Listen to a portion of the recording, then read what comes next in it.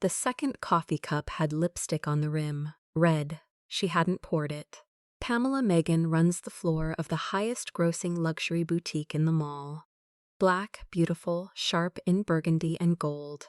8 years married to Kang Min-ho, the Korean man they call Snow Wolf. A dragon inked up the right side of his neck. A man whose money is loud the way hers is quiet. She trusted him. She never checked his phone. Not once. This morning, she left early to open the store. 3 minutes down the road, she reached for her wallet and felt the wrong weight in her bag. She turned the car around. The gate was still open.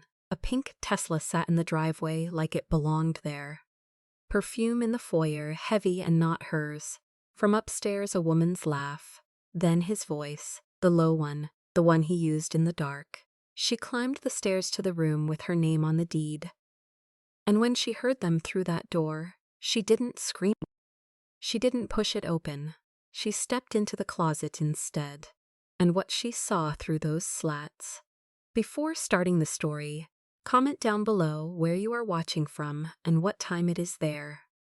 If stories of karma, love, and hidden truths move you, leave a like, be sure to subscribe to the channel, and click join to become a member and help our channel. Pamela Megan set 2 cups on the marble island before the kettle finished. She always poured before the whistle. Min-ho liked it that way, the coffee waiting, the morning already moving. He came down barefoot, cashmere knit pushed up at the sleeves, collar open. The dragon on the right side of his neck caught the early light, its head curling just below his ear. He kissed her temple and took the cup without looking, the way a man takes something he never has to ask for. "Garden's flooding," he said. "You said that yesterday. It's worse today." They stood at the glass wall and watched the sprinklers throw water across grass that didn't need it. His thumb moved slow circles on her lower back. 8 years of marriage, and he still did that. She still let him. She checked the slim gold watch on her wrist. Tuesday. New collection landing at the boutique, 2 associates calling out, the regional buyer flying in at noon. Her morning was a machine, and she was the only one who knew how to run it. "I have to open early," she said. "You always have to open early." "Because I run the floor, Min-ho. The floor doesn't run itself." He smiled into his coffee. He liked that she had her own thing. Or he said he did. She'd built the boutique into the highest-grossing store in the mall, and she'd done it, without $1 of his. That mattered to her in a way she never explained to anyone. The money in this house was loud. Hers was quiet, but it was hers. She set her empty cup in the sink. She didn't check his phone, lit up and buzzing face down by the fruit bowl. She never had. A wife who checks is a wife who already lost. And Pamela Megan had never lost anything she set her hands on. "Burgundy or camel," she said, holding 2 blazers against the mirror by the door. "Burgundy. You close deals in burgundy." She laughed. He was right. He was usually right about her, which was its own kind of trap, though she didn't think of it that way yet. She slid into the burgundy, smoothed the pencil skirt, stepped into the heels lined up by the door. Gold hoops. The structured handbag. She moved fast and clean, a woman who'd done this 10,000 mornings. At the door, he caught her wrist. "Tonight," he said. "Just us. No phone. You're the one with the phone. Then I'll throw it in the garden." She kissed him. Long enough to mean it. Then she was out, heels on the stone, the heavy front door closing behind her with that soft, expensive click. The driveway curved through trees. She backed her car out, took the long road past the gate, and was 3 minutes onto the main road when her hand went to her bag for her sunglasses and found the wrong weight. She knew before she opened it, no wallet. She could picture it exactly. On the closet shelf, where she'd set it last night when she changed bags. She'd grabbed everything else and left the one thing she actually needed for the buyer lunch, the corporate card, the ID, all of it. She breathed out through her teeth and checked the dash clock. She had time. Barely. She took the next turn, doubled back and pointed the car home. The gate was still open. That was the first thing. The second thing was the car in the driveway.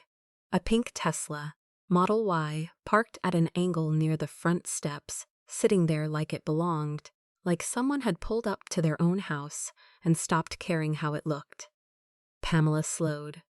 She didn't recognize it. None of their friends drove a thing like that, loud and glossy and pink as a wound. She parked behind it, slower than she needed to, and sat for a second with her hands on the wheel. Maybe a delivery, maybe a contractor for the flooded garden Minho wouldn't stop mentioning. She got out.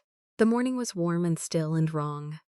She climbed the steps. The front door was unlocked. Inside, the house was quiet. Not empty quiet, the other kind, the kind that hums. A scent reached her in the foyer. Perfume, heavy, expensive, not hers. It hung in the air like something recently disturbed. Minho? No answer. His phone was gone from the fruit bowl. His coffee cup sat where he'd left it, still half full, still warm probably, and beside it a second cup she hadn't poured. Lipstick on the rim, red. Her own pulse was the loudest thing in the room. She set her keys down without a sound. Old instinct, the same one that made her count a register twice when something felt off. She stood very still in her burgundy blazer in the middle of her own foyer and listened to her beautiful house. From upstairs, a laugh, a woman's laugh, light, careless, completely at home. Then his voice, low, the words lost in the floor between them, the tone unmistakable. The tone he used in the dark, the tone he'd used on her this morning. Pamela's hand found the banister. She looked up the staircase toward the master bedroom, the room with her name in the deed, the room where her wallet sat, waiting on the closet shelf, and she started to climb. The seventh step creaked the way it always did. Pamela stopped. From the top of the stairs came a sound she didn't expect. Laughter. A woman's laughter, low and easy, the laughter of someone who felt at home. She climbed the rest in silence, one hand against the wall. The master bedroom door stood half open. Through the gap she saw the bed, the gray cashmere throw she'd folded that morning, and Minho's bare back at the window. A woman's hand on his shoulder, platinum hair catching the light. The voice again, softer now, speaking his name like she owned it. Pamela didn't breathe. There was a moment, half a second, where her body wanted to push the door open and demand an explanation. Then Minho turned, and the woman turned with him, and Pamela stepped back into the only dark place near her, the closet, their closet. She pulled the louvered door until the slats hid her, and the city went quiet.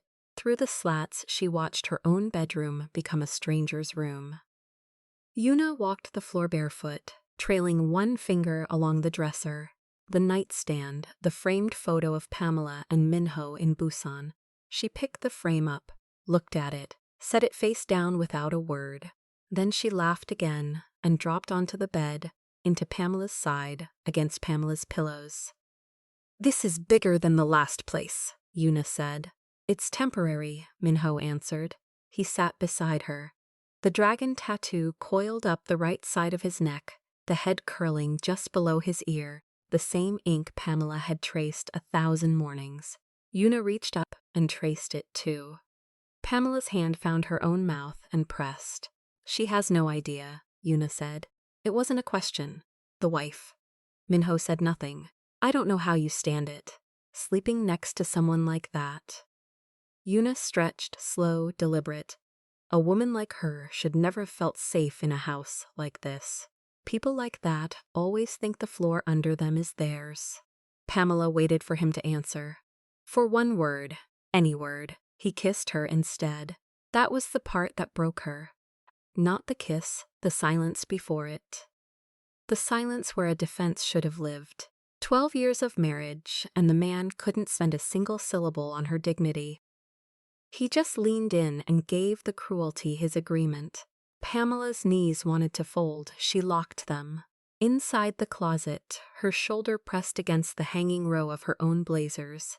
Ivory, camel, burgundy. and she stood inside the smell of her own life while her husband undid the buttons of another woman's dress 8 feet away. She did not cry. Crying made noise. She counted.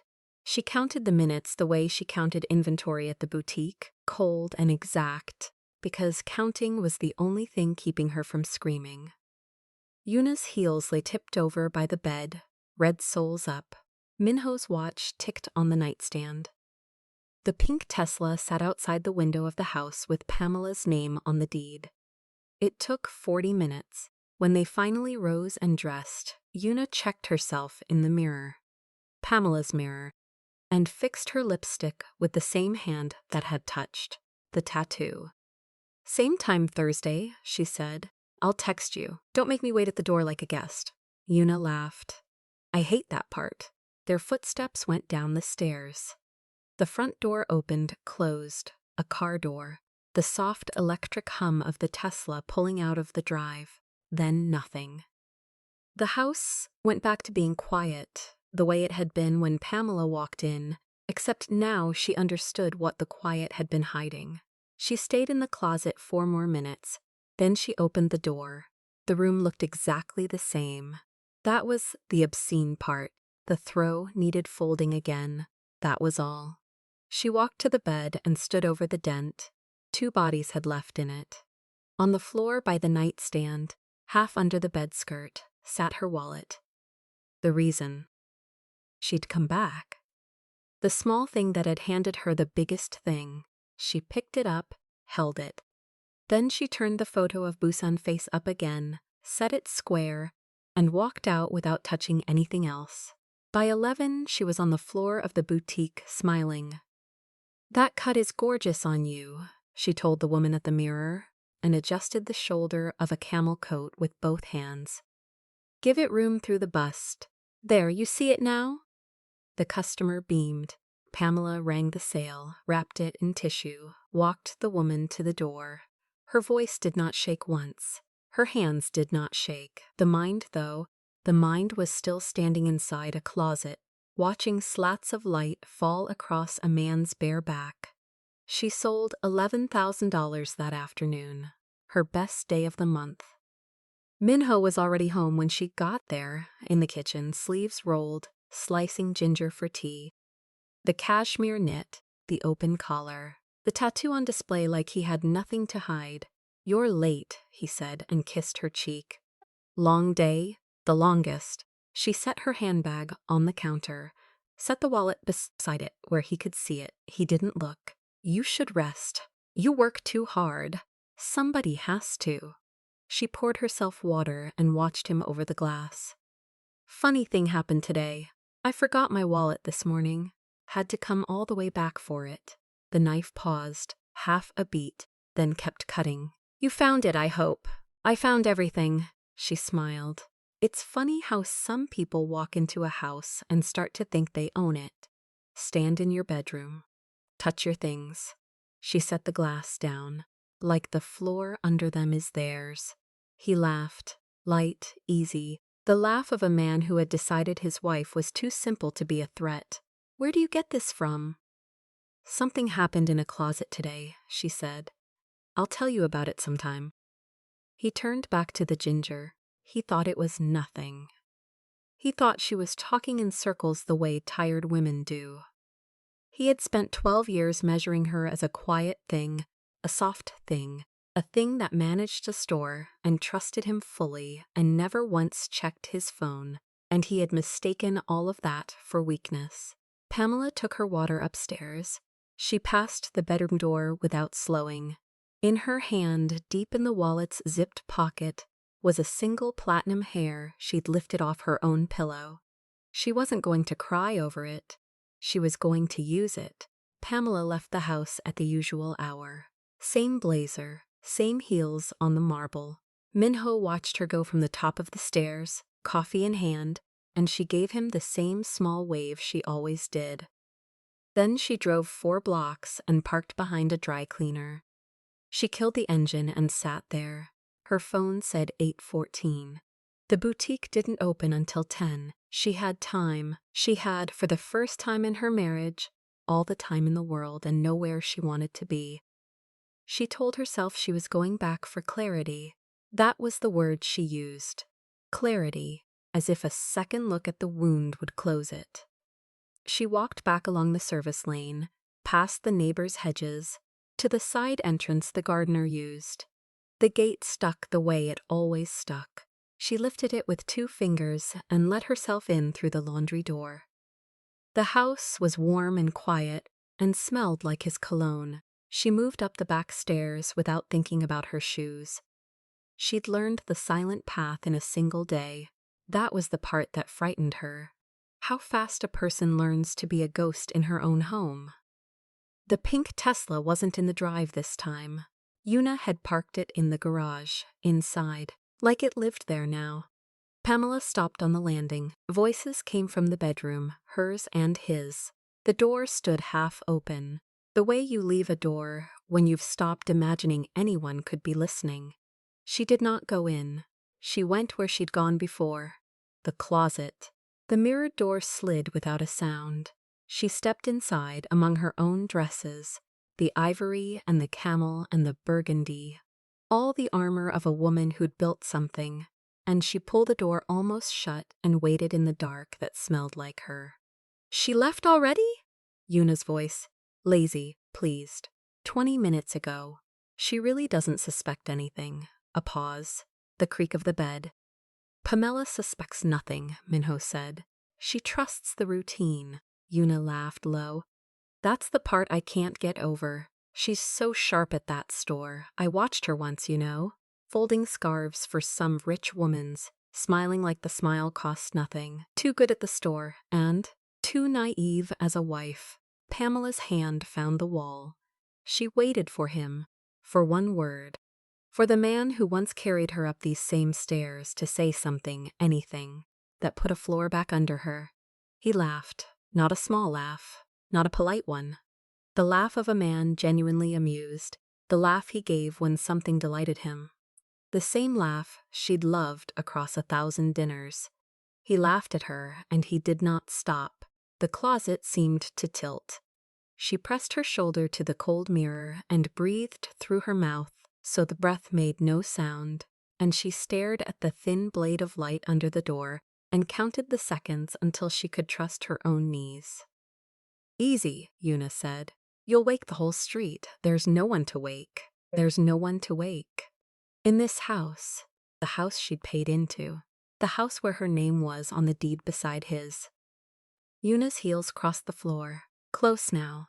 Pamela watched a shadow break the light under the door. The platinum blonde stopping right outside the closet, inches away, separated from her only by a panel of glass, and the thin discipline of a woman who refused to scream. "This closet is bigger than my first apartment," Una said. "When all this is settled, I'm throwing every rag of hers in a bag. Don't get ahead of it." "I'm not getting ahead of anything. I'm getting comfortable." A drawer slid.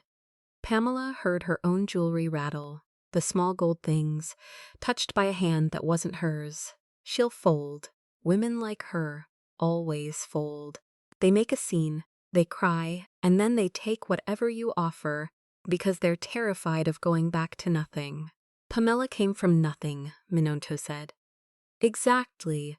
People who climb out of a hole spend the rest of their lives scared of the hole.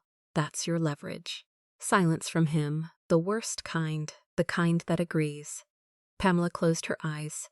She thought of her mother, who'd cleaned other people's houses with her spine straight, who told her once that the only thing they can't take is the way you walk out a door.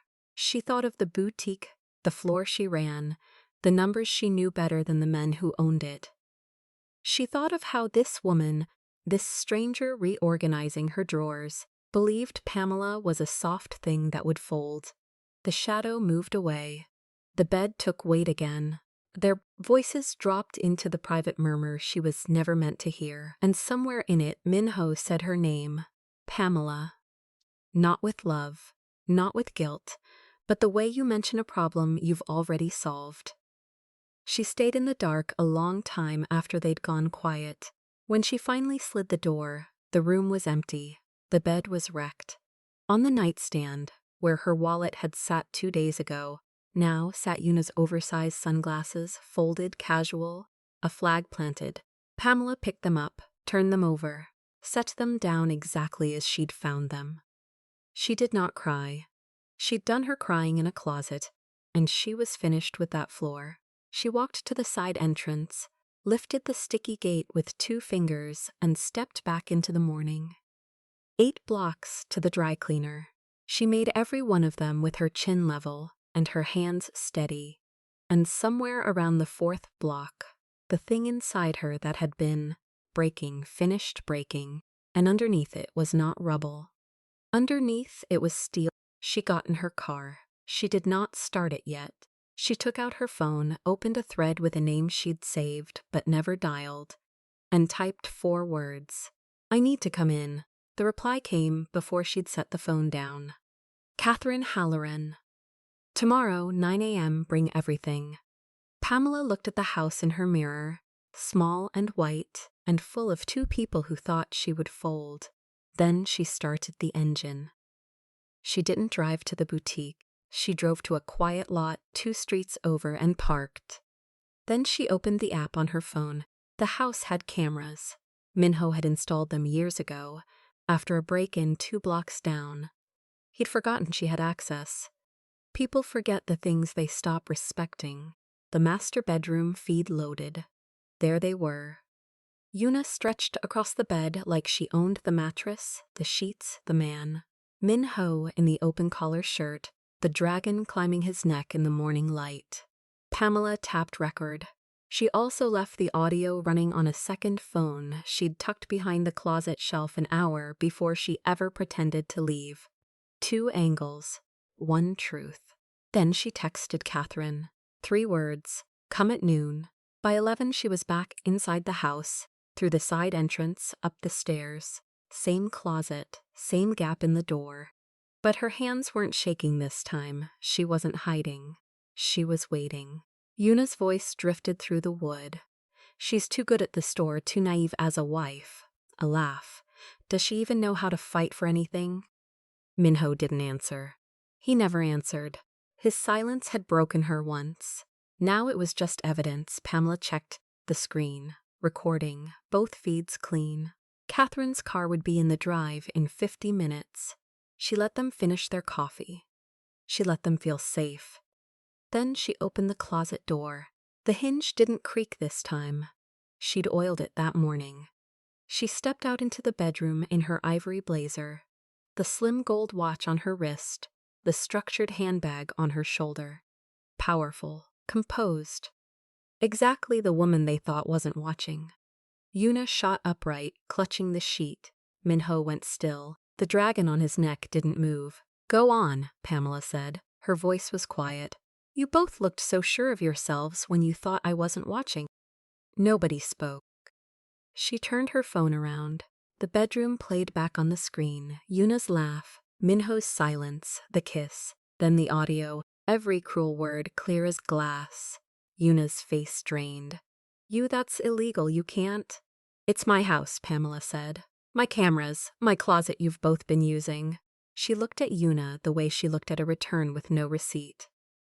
A woman who has to hide in someone else's house was never chosen. She was used. In the available hours, Yuna's mouth opened. Nothing came out. Minho stepped forward, hands raised, the practiced calm of a man used to controlling the room. "Pamela, let's talk. Just us." He reached for her arm. "Don't."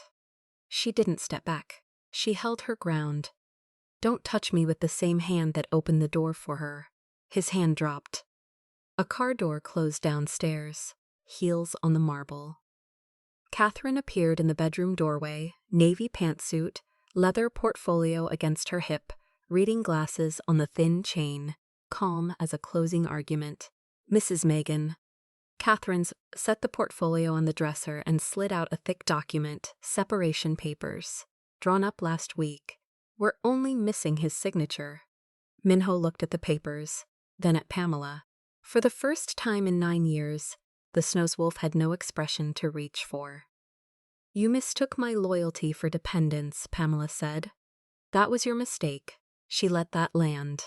I never needed your money, Minho. I run a boutique that clears more in a quarter than your clean accounts do in a year. As of Monday, I'm an equity partner. I signed while you were busy in here. Yuna laughed once, thin and ugly. You think a divorce ruins him. You think you. I don't think about you at all, Pamela said. You're the available hours, not the life. She picked up her wallet from the nightstand. The forgotten wallet.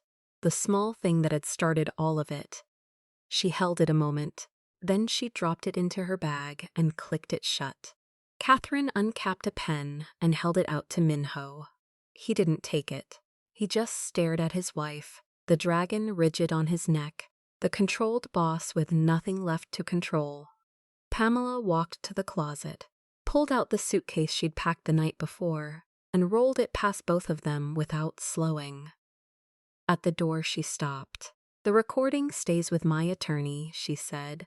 Touch the boutique, touch me, touch my name, and it goes everywhere. You taught me how this works. She left them in the bedroom, down the stairs, out the front door, past the pink Tesla, sitting in the drive, looking like exactly what it was. Borrowed, loud, temporary. She loaded the suitcase, head high. Then she drove herself out of the gates for the last time. 3 weeks later, the boutique caught the morning light through 40 feet of glass. Pamela stood in the center of it in deep burgundy, principal partner now, her name on the lease. A young employee asked, half shy, if she was really staying.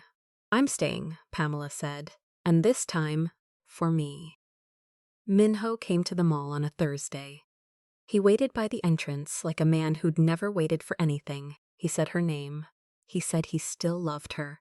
Love without respect is just an excuse to hurt someone, she said. She didn't raise her voice. Come back, he said. We can start over. No. She held the door of her own store. I just started a life you don't get to enter anymore. She turned away while he was still standing there.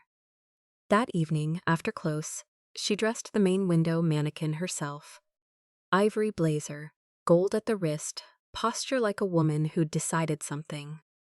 When she stepped back to check it, the glass threw her reflection over the figure, not the woman who'd hidden in the closet. The woman who ran the window now.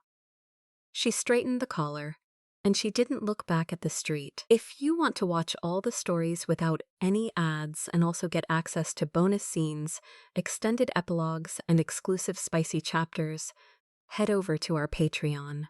Scan the QR code on the screen. The link is in the description or in the pinned comment. See you there.